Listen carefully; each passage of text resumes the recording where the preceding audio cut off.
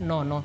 Jopiny e kar chung od bura ma Ol Kalou ne owuok oko kar romgi mar goyo ombulu ne jo od bura margi manyien. Yiero manochakre okinyi kendo motieki e seche modhiambo ka itayo kod IEBC. Gie thuolo ni jopiny koro bedo akicha kaluwo chenro mar kwano ombulu no mar biro ng'eyo jaloch e yiero. Jopiny onyiso geno margi ni kweno dhi timore maber kata doko ni mutni moko ne nitiere e seche mag odiochieng'.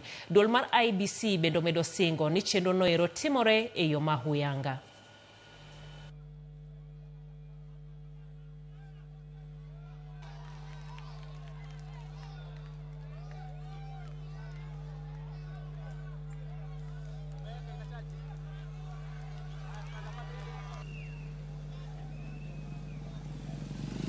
Eto Hasanul, siku ya leo tunawekea security kura zetu kabisa. Hatutaki ziimbiwe. Gari zizingie huku ndani zizilete kura zingine hapa, unaona? Hatuwezi kumbali.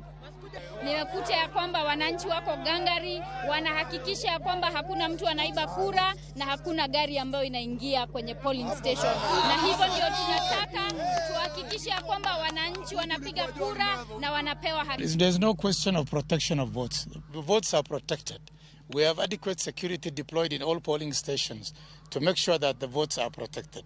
And once the votes have been cast and the time ends, the votes will be counted.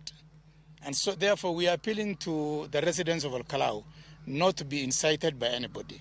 Wait for your votes to be counted at the polling station and you will know the results in a very short time. So people can tarry because they have the result form with them, but the declaration of result can only be done by IEBC.